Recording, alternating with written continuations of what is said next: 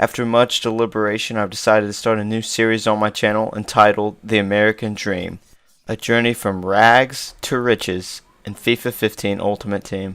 The grand goal of the series is to get to Division 1 in 9 seasons, achieving promotion in each division on the first try. And now that you know what I'm all about, let's get into this first game. And the first team that FIFA decides to match me up against is one with all gold players. This ought to be an interesting experience. Oh, and one more thing, I would like to introduce the tactical freeze frame. Something that I'll be doing in the series is freezing play and explaining my thought process and what I do with the players. In this freeze frame, I would like to point out that if you have a slow defender and you're chasing down a much faster striker, what you need to do is not play the ball, but play the striker. You're going to want to lean into him on a side and mash the circle button to interfere with this running path. And as you just saw, I was able to bully him enough to get him to take a poor quality shot. And as you can see, this freeze frame, I make the mistake of pressuring his striker too quickly with my center back. Especially if you have slow center backs, you do not want to overcommit early to cover one of the strikers, because they will simply just pass it to the other striker or to a winger to get around your center backs and get free on goal. And Higuain draws first blood against our ultimate team. Soon after conceding, we get a great opportunity to put one in, but the shooting on these guys sucks, and that's evident in how this free kick goes. But there's no time for dismay, because soon after we work the ball up the side of the field and get another opportunity. Here is just a classic example of how you can predict a defender's movement based on what he expects from you. My opponent expects me to run straight into the middle and take a shot, but instead of that, I do a fake shot and turn inside towards the near post to completely lose that center back. And P2, one of our lowest rated players on the field, ends up getting the first goal. And we end up tying the game, which I'm a little disappointed that we didn't win that match, but we're the underdogs, and I'm proud of what my team was able to accomplish. Here, to make sure that we don't get completely destroyed by another gold team, we pick up Royce so we have an effective attacking power. Because to be honest, if we're playing up against gold defenders, our bronze guys don't stand a chance. They just don't. They don't have the pace or the dribbling skills to get by.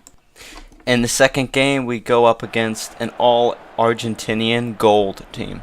And for their first goal, they're able to run right by my center back because he does not have any speed at all. Now, my team may be complete and utter trash right now, but we will not go down without a fight. And after a sloppy pass by my opponent, we get our chance. And I think it's time to give my opponent a physics lesson he will never forget. This one is simple. When you hold L2 in FIFA, your player traps the ball at his feet and stops completely. And I use it here to send both the defenders flying in the direction that I used to be traveling while I cut inside and get a free shot on goal. The great thing about this move is that any player can do it, doesn't matter what skill they have. In this next clip, I once again overcommit with one of my slow defenders, and they get a free chance on goal. They pretty much just use a simple through ball, and I'm disappointed in how I played, but I don't get political points for being an idealist. I have to do the best with what I have. And Royce, shortly after, gets a penalty kick for us after my opponent panicked in the box. And as you saw, he was pretty dang close to getting a fair challenge, but thankfully, Royce drew the foul. And for the PK, I resort to sheer firepower, honestly. On my PKs, I go for getting as much power as possible and then kicking it high above the keeper's head. And it works most of the time. Now, in this next tactical freeze frame, I want to point out a simple principle that you should follow when you're running with someone with pace. And that is this.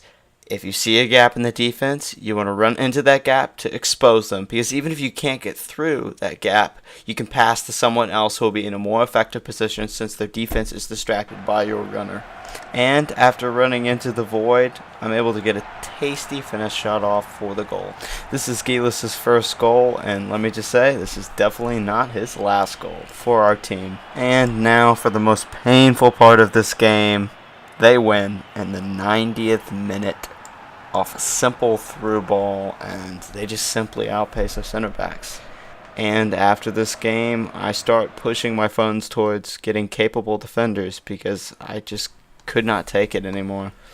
For our third game, we go toe-to-toe against a gold team with 4 informs. How the fuck are these guys in Division 10? You tell me. And right off the bat, we run into the age-old problem of overcommitting to a striker. This is the 3rd time in this episode that this has happened. Believe me, I'm trying to improve my defensive game, and I'm sorry you have to watch this. Just remember, it hurts me more. In this next clip, I strike back with a finesse shot from outside the box with Royce. This is one of my trademark long shots, and I truly enjoy making these. In the next clip, Benzema runs past all my defenders and gets an opportunity. And here in this tactical freeze frame, I want to defend what I did with my center back here. I put him into a position where he can block the far post shot. In most situations, this is a good thing to do. But in my case, unfortunately, my keeper is not very good and he's not able to stop the near post strike. I'll tend to blame my goalkeeper for that goal rather than my defender. I think the defensive work was solid. In the intermission, we pick up Vent as well as Van Ginkel. Van Ginkel's a midfielder that should improve our passing game, and Vent is a left back that will help us on defense.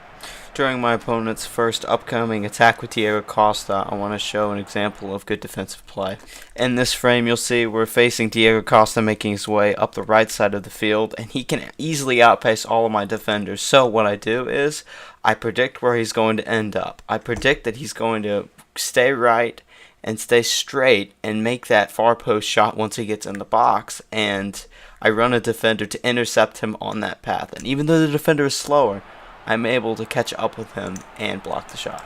And after a quick steal in this next clip, we're able to send a ball straight up the center of the field, right into the path of one of our strikers. Now the first thing I notice here is that the striker that has the ball is not going to be fast enough to outpace their center back. So what I do is I slam L2 down to stop the ball quickly in order for Royce to run in front of his defender guarding him and get in on goal. And at that point, all we need is a tap in to score.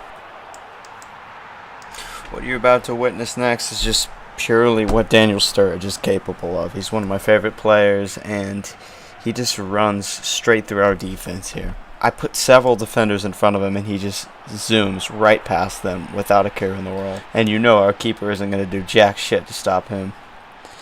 In this next clip, you'll see a good way to stop these pacey strikers, and that is just to slide tackle right where their body is, and if you miss the ball, oh well, it's calculated risk. Next, we get lucky on a slide tackle that ricochets the ball into the path of one of my attackers, and he's able to easily put the ball into the net. Now, spoiler alert, we do not win this game, but I just wanted to show the clips where we had ample opportunity to score and win this game. And it really is sad how Royce just, I guess, didn't feel like scoring this game. He wasn't up for the challenge. I'd call Royce a carpenter because he sure knows how to work the woodwork. Now, only pain and suffering remains. Sturridge yet again gets through our defense and is able to shoot the ball with his right foot far post, and I did not expect that at all. Needless to say, our keeper should probably be fired. And here's another clip of Royce working those poles. And wouldn't you know it, the next goal my opponent scores is with Sturridge again. And it's with his right foot. That is not his strong foot. How the hell is he even doing this? Oh yeah, Royce, keep working that pole. And this is what happens when you let someone other than Royce take the shot. And after that 2-1 loss, we go up against another team of all gold players. This ought to be good. I wonder where all the teams that are supposed to be in Division 10 actually are. I guess they're just not playing today. And this is the last game of this video. I'm going to run through the clips of his goals, because I did not score a single goal this game. I think at this point I was tired of playing against teams with overpowered teams for Division 10. I hope this guy feels proud for scoring 3 goals on an almost all-bronze team. I'm sure this was a peak in his day. Although this cross coming up right here is pretty sweet. I did enjoy that. Okay, so in all, we finished off 3-0 against this team. If you're worried about whether or not I'll be promoted this season, don't worry. rest assured, I will finish strong and I will get promoted. You don't have to worry. We'll have a complete turnaround in the next episode. Please be sure to stop by when the next episode comes out. I'm starting a schedule. I'll have one of these videos out every Friday. And you'll see my team will get exponentially better from here once we get the cash flow running.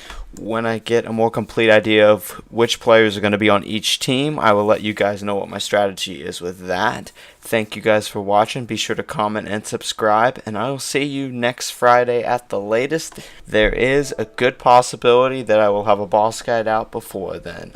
Alright, gents, enjoy the weekend. I'll see you later.